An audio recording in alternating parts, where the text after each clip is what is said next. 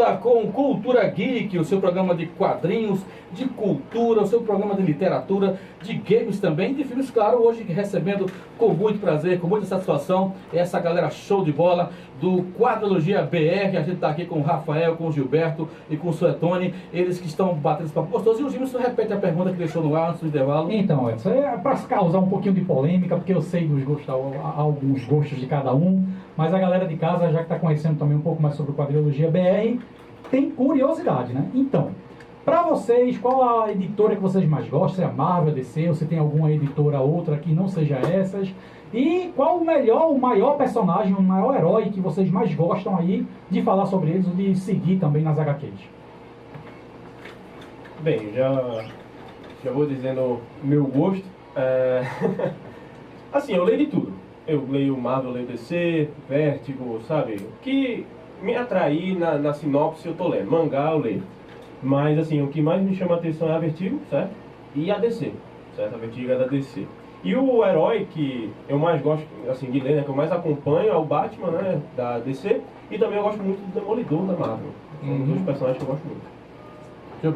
Eu, na verdade, eu também tenho muito isso. Eu gosto muito de boas histórias. Eu leio de tudo um pouco também, seja Marvel, DC, mangá, Imagine.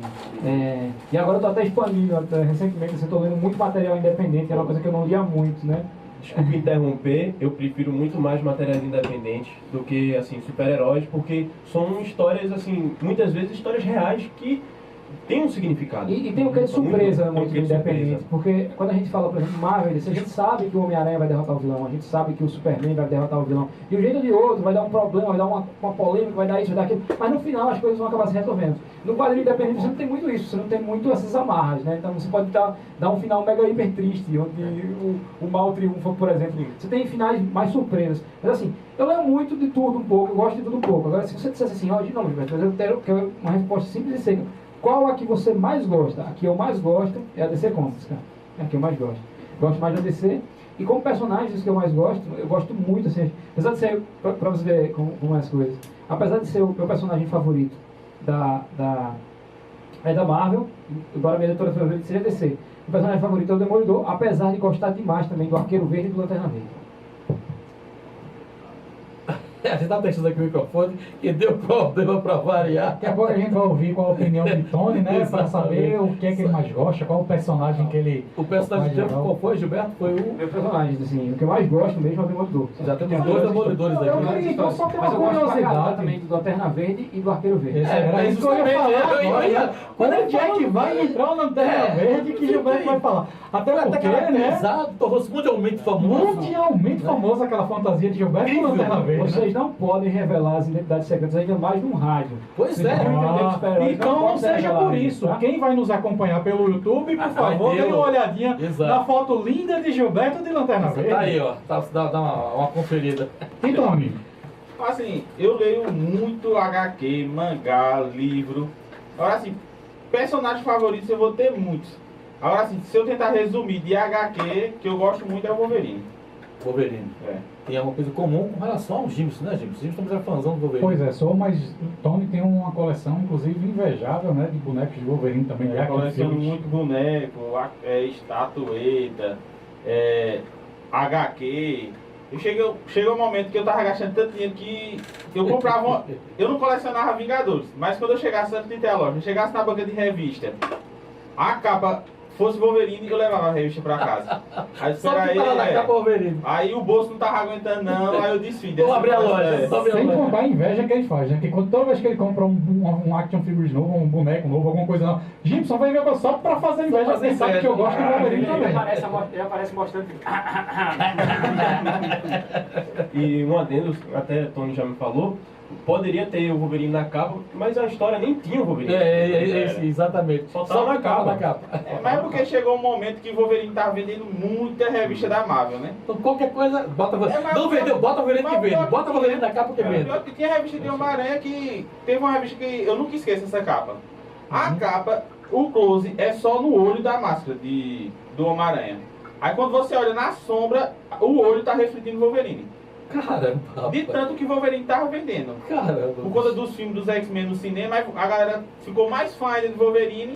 Aí então pode vender tudo que era capa, Até na própria revista tem um momento que o Homem-Aranha chega com ele tá num bar de: meu amigo, você tá trabalhando demais, você tá na X-Force, você tá no Vingador, tá não sei o quê. Ele só fala pra Homem-Aranha: me deixa em paz. Isso é porque ele tem a fama de gostar de ficar junto de ninguém, né? Imagina se gostasse. Tanto é que ele faz perto.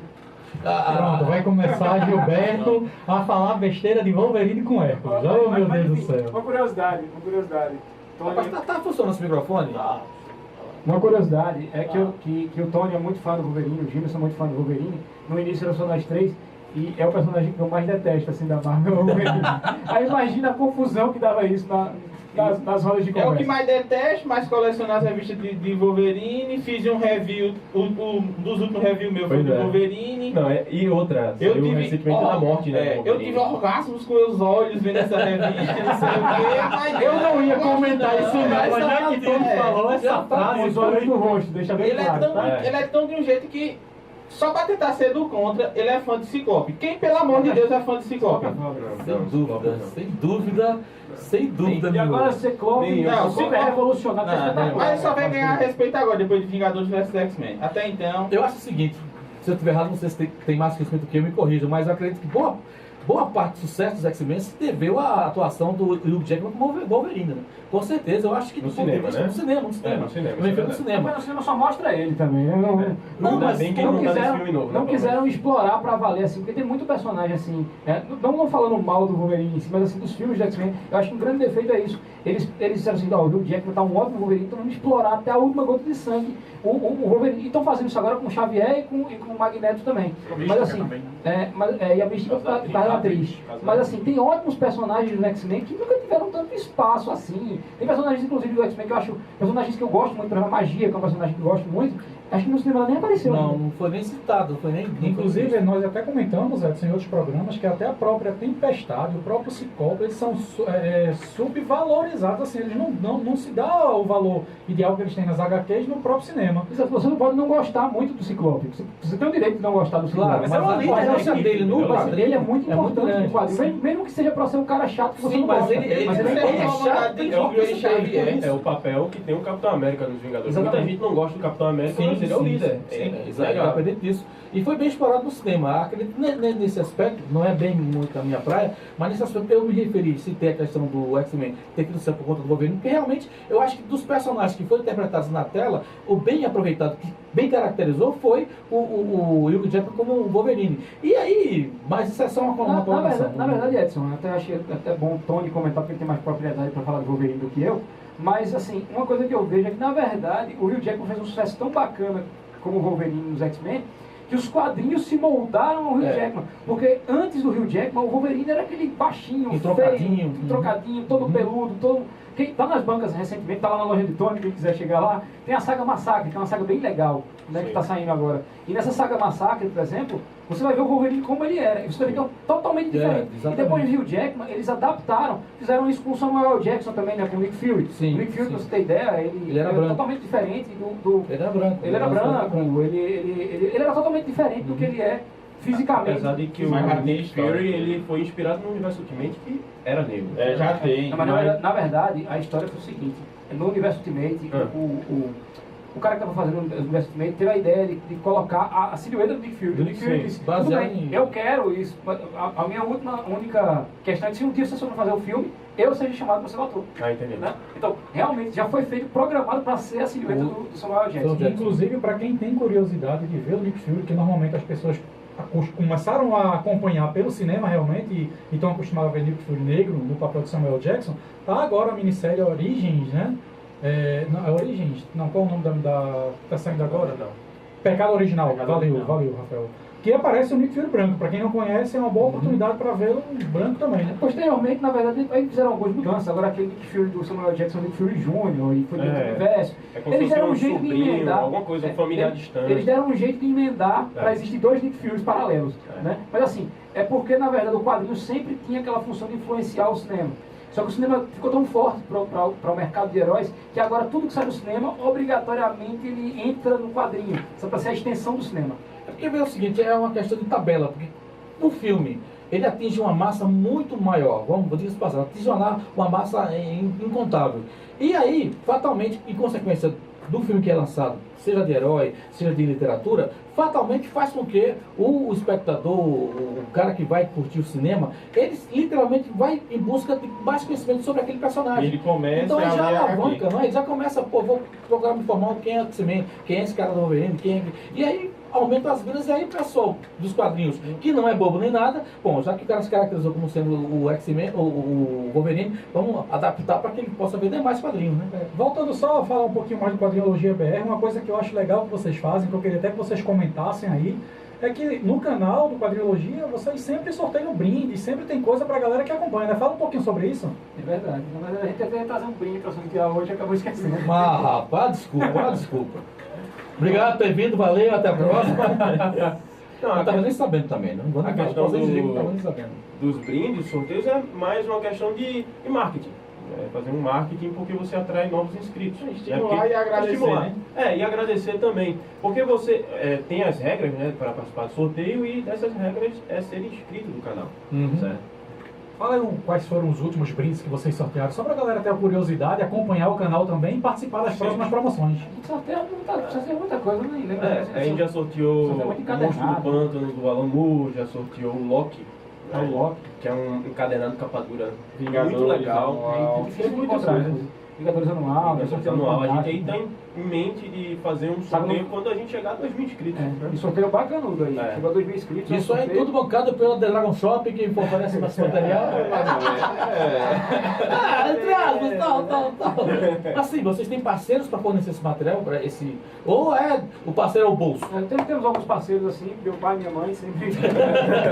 Falando sobre isso, eu lembrei até de um ano aí que teve um evento de quadrinhos também, que para destruir a gente tava até correndo, vamos pegar um dinheirinho aqui e comprar os posts para poder distribuir. Aí a gente começou a distribuir na hora, sabe? Aí tipo assim, vamos pegar aqui que tem dinheiro aí, não, o que eu tenho aqui aí. Sabe fazer a cotinha, e depois, cotinha. e depois a gente paga. Gibson não pagou até hoje. Ó, a cobrança do Deixa ar. da tua mentira, Cobrança Gilberto. do ar, Ó, calma, eu vou te rapaz. contar, viu? Eu sabia que Gilberto Ficou era vermelho. Ele ficou vermelho, Eu Gilberto. sabia que Gilberto era mentiroso, mas não assim, viu? Tony é o desempate aqui. É verdade, tá Tá verdade. Ó, Gibson. 3 contra 1, Gibson. 3 contra 1. Tem volta, viu, Gilberto? 3 contra 1. Gente, vamos então agora a entrar sobre no bate-papo oficial, né? A respeito dessa cultura fantástica que são as histórias em quadrinhos e o início de publicações, as antigas, como a Rio Gráfica, editora chamada RGE. Essa daí eu alcancei, viu? E a EBAL, que é a editora Brasil América Latina, né? Foram duas pioneiras que trouxeram para o Brasil as primeiras histórias em quadrinhos. Se tiver, vamos me corrigindo, tá? Estou falando daquilo que eu, de certo modo, vivenciei a experiência de ter tido a oportunidade de ler quadrinhos dessas editoras. Então, vocês fiquem à vontade para começar esse comentário. E como é que era feito o formato da época, quais foram as produções que saíram. Na verdade, já existiam várias editoras, né, que publicaram quadrinhos antes da EBAL e da RGE. Né? Quadrinhos surgiram nas tirinhas e tudo mais, né? Lá no tirinha de jornal, tem uma Sim. revista chamada Revista Gibi. Uhum. Até por isso, tem muita gente que inclusive diz assim, eu comprei um gibi do Capitão América, um gibi do Homem-Aranha. Gibi é do meu Por tempo. referência a essa empresa que se chamava Gibi, que era uma revista que saíam vários heróis, inclusive da Marvel, da DC. Lá não tinha muita diferença de estilo direito, eles saíam me dando Desculpa no outro. interromper, mas- eles falam, tinha Fantasma, tinha o próprio, aquele outro que Flash era um Gordon, Flash Mandrake. Gordon, tinha, mas Mandrake, tinha um é. outro, Spirit, tinha o Spirit Spirit. também. É. E se não me engano, A fase de ouro, não fase de ouro, podemos dizer assim, né? É como se fosse uma fase de ouro aqui no Brasil. aqui Que no era meio Brasil. misturado a fase de ouro com a fase de prata. É. Foi muito misturado nessa época. Mas assim, a gente colocou aqui pra gente começar a seguir a RGE e a EBAL, porque foi a partir da RGE e da EBAL que a gente começou a ter a periodicidade de fato, aquele respeito assim, ó, esse aqui é o revista do Capitão América, essa aqui é do Homem-Aranha, essa aqui é a do Wolverine, entendeu? A partir daí, da RGE e da EBAL, é que se começou a ter certinho, ó, tal dia vai sair a revista do Homem-Aranha, todo mês sai uma do Homem-Aranha. Antes assim, o Homem-Aranha vai sair na revista tal, daqui a 3 meses sai outra história do Homem-Aranha, totalmente aleatória. E houve épocas, inclusive, que foi a época do marketing, começou pesado da Marvel, era o super-herói Shell. Ou seja, você ia abastecer nesse posto de gasolina e você podia receber revistas em quadrinho, um formato um pouco maior, preto e branco, assim, um papel de péssima qualidade, mas assim, pra época era o que tinha na é época. papel jornal. E papel jornal e preto e branco, bem ruim. Tipo, você recebia essa revista porque você abastecia no posto, né? As super-heróis cheios. Fala no microfone, Rafael. Atrapalha o microfone. Isso Fica à muito vontade. muito na década de 50, década de 60, que foi quando o boom de quadrinhos. Embora lá nos Estados Unidos assim, você vê muita coisa dos anos 30, dos anos 40, dos anos 50. Aqui no Brasil, quadrinho começou a pegar para valer mesmo, com esse tipo de formato, com esse direcionamento, a não ser aquelas revistas que eu estou dizendo, né, que saíam esporádicas, saíam sem muita periodicidade. Só veio ficar mais sério o negócio a partir do finalzinho dos anos 50, começo dos anos 60, que quando a Marvel começou a investir em desenho, naqueles desenhos desanimados, né? Tem as onomatopeias que apareciam, Onomatopeias, que na verdade era o recorte dos desenhos do quadrinho para televisão. Era muito tosco, mas era bem divertido. Exato, mas Assisti era a muito. dificuldade orçamentária que tinha. A Marvel, quando a gente fala Marvel hoje, a gente lembra do filme dos Vingadores, era de luta, o Castelo Fortuna e aquela destruição toda. Não tem como a gente comparar com a Marvel daquele tempo, porque a Marvel, na verdade, nem era Marvel há 10 anos, há 5 anos antes. Né? Então, depois de 5 anos, os caras já estavam lançando desenho animado para a TV. Então, eles não tinham como ter uma qualidade tão forte, porque eles eram uma empresa que estavam começando e os recursos eram bem menores. E também o investimento para essa área também ia ser bem menor. Pois é, era outra época, né? A visão do público também, né? A sociedade, como ela olhava para o quadrinho, era totalmente diferente da de hoje, né? Era visto extremamente infantil, né? Não era levado a sério. Né? Basicamente isso. Então, desculpa. Então foi a época da RGE e da EBAL. A RGE e a EBAL foram pioneiros no sentido de dizer assim, vamos consertar e vamos construir esse mercado. Uma lógica, uma cronologia. A gente estava brincando aqui com o Tony, né, no começo, nos outros blocos, que era mais ou menos assim. O Tony era um cara que gostava muito da cultura geek em geral, então ele viu uma oportunidade de colocar um negócio com algo que ele gostava e que talvez trouxesse um retorno financeiro. Sim. Foi mais ou menos o que a EBAL fez, a EBAL e a RGE fizeram. Olha, a gente gosta de quadrinho, então temos uma ideia, vamos tentar capitalizar isso, fazer disso aqui um negócio para valer. Vamos levar um negócio com mais seriedade. Uma pena que eles não tiveram o retorno que eles esperavam que iam ter, porque eles eram muito visionários e, na verdade, eu acho que eles até teriam o retorno que eles queriam. Mas, assim, eles precisavam de um retorno muito imediato. Então, foi por isso que começou a ter a decadência da EBAL, da RG, quando começaram a perder os contratos, o negócio começou a ficar crescendo e a Abril começou a cair mais forte aqui no Brasil. Mas antes do Abril teve até a própria Globo, né? A editora Globo que lançou algumas histórias. A Globo meio que durante a editora Abril, né? Porque uma passagem. Ela pegava, como a Mitos fez agora recentemente com a Panini como a também. Pixel também, né? Foi uma outra editora que também foi durante Abril. Eles pegam assim, tipo, o que a gente tem aí? A gente tem. Porque hoje você fala assim, Homem de Ferro, Homem de Ferro é um herói espetacular, mas há 20 anos atrás ninguém lembrava muito do Homem de Ferro, era um herói até classe B da Marvel. Você vai me desculpar, agora você tocou num assunto aí que há 20 anos atrás lembrava assim. Lembrava? Não, eu sempre gostei muito do Homem de Ferro. Lembrava. Já foi claro isso. Mas ele era bem. Ele não tem grandes histórias. Não, porque eu tô sim, mas esses personagens eles tiveram um valor histórico fantástico, mesmo de 20 anos atrás. Mas o que eu quero dizer é o seguinte: você chegar assim, se você chegar hoje, inclusive hoje na rua, e você falar pra uma pessoa assim, aquele transeunte que você olha pra ele, não tem nada de geek, não tem nada de nerd dele, então assim, diz aí um super-herói, ele vai olhar pra você e dizer: Super-Homem, Batman, Hulk, Homem-Aranha. Ele, depois desses filmes, pode ser que ele venha dizer Homem de Ferro. Mas assim, antes desses filmes, ele jamais ia dizer Homem de Ferro. Porque não é que eu estou dizendo que o Homem de Ferro é menos importante ou mais importante do que o outro, não. Eu acho que todos os heróis têm um nível de importância muito grande, porque depende muito da história que ele está inserido. Depende muito do roteirista que está trabalhando ele.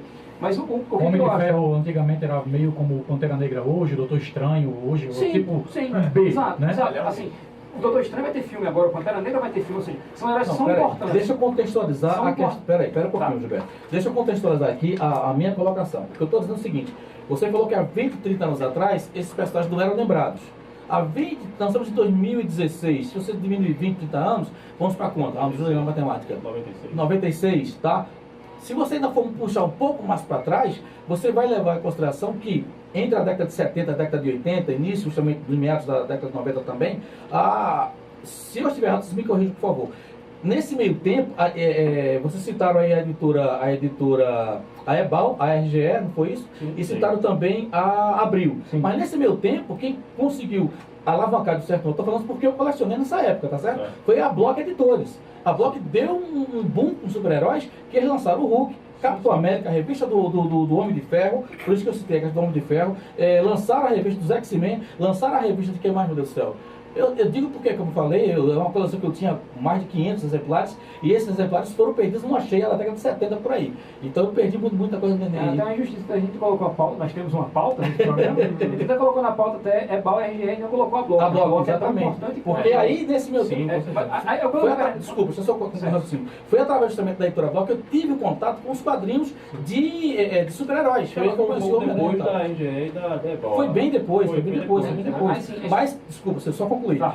Após a Block foi que justamente a Abril entrou no mercado, porque a Block começou a perder financeiramente, não tinha mais recursos para se manter na ativa. Eu Né? acho que você tocou no calo de Edson. Você agora vai sofrer a maldição do desgosto. Porque eu perdi a coleção toda, cara. A cheia levou tudo, oh meu Deus do céu. Mas tudo bem, só para recordar. Inclusive, Júlio. não é como eu estou dizendo, não é que eu estou dizendo que o personagem é menos importante ou Uhum. mais importante. Eu, particularmente, sou muito fã do Homem de Ferro.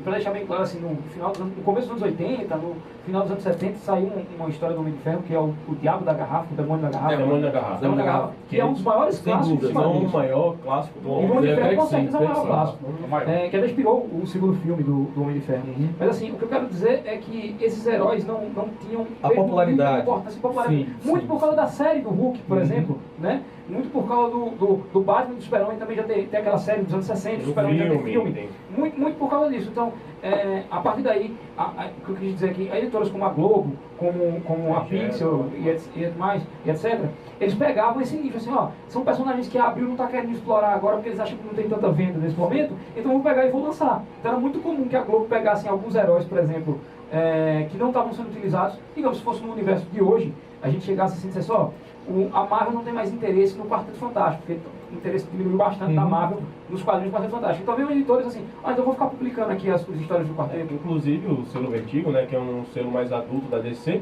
ele saiu muito pela Pixel, né? Então o Hellblazer saiu na Pixel, sabe? Sandman O saiu Blazer, na pra quem não Pixel. conhece, é o Constantine, É o né? Constantine, né? Recentemente Quem não ele fez conhece. o Keanu Reeves. Então, esses eram materiais que não tinham um público muito fiel, né? Mas isso aí foi bem depois, né? Bem depois da Abril começar, isso aí já é lá pra 90, né? Mas vocês acham que foi graças a Abril que esse boom de super-herói começou ou foi antes? Vocês acham que a gente pode considerar a Abril como se fosse um divisor de águas? Porque muita gente começou realmente a colecionar, inclusive com periodicidade no início de Abril, pelo menos muita gente que eu conheço. Ou vocês acham que não? Isso aí já vinha desde antes? É porque, na verdade, o que eu acho é o seguinte. A gente falou da Block, a gente falou da RGE, a gente falou da EBAL. Todos eles começaram a publicar, todos eles começaram a ter as suas coleções e tudo mais. Só que a partir da Abril, a Abril foi muito inteligente na questão de marketing, com tudo isso. Eles mudaram até formatos de quadrinhos, eles mudaram muita coisa e eles começaram a mudar, mudou totalmente o mercado. Eles tiveram uma visão empresarial gigantesca do negócio e mudaram tudo. A partir dessa mudança, o quadrinho ficou muito mais acessível, a distribuição ficou muito mais fácil. Então, para Edson, que tinha a coleção dele que foi embora na cheia, comprar um quadrinho da editora Block, ele comprava aqui o Hulk e tinha que ficar torcendo para que o próximo Hulk chegasse. Talvez não chegasse, podia chegar lá para frente.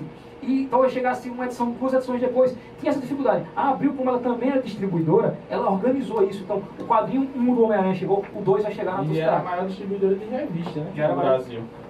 E isso era muito dependente do mercado lá fora, né? E também tem que fazer um parâmetro com a sociedade da época. Então, já tinha séries, já tinha filmes, já tinha um monte de coisas sobre super-heróis, né? Porque o mercado brasileiro não é o que guia o mercado de quadrinhos mundial, né? É o que acontece nos Estados Unidos. Então, isso influenciava bastante o Brasil, né? O Brasil também bebe muito, né, da cultura que acontece nos Estados Unidos, sabe? Então, Tanto é que isso popularizou mais, né? através Isso da própria invadiu TV, aqui. que Pois lançou é. o Super-Homem, lançou o Batman, Pois e é. a partir daí o interesse focado nas aventuras desses super-heróis na TV, falta para eles passarem para o quadrinho. E desse quadrinho vir para o Brasil era uma questão de tempo só.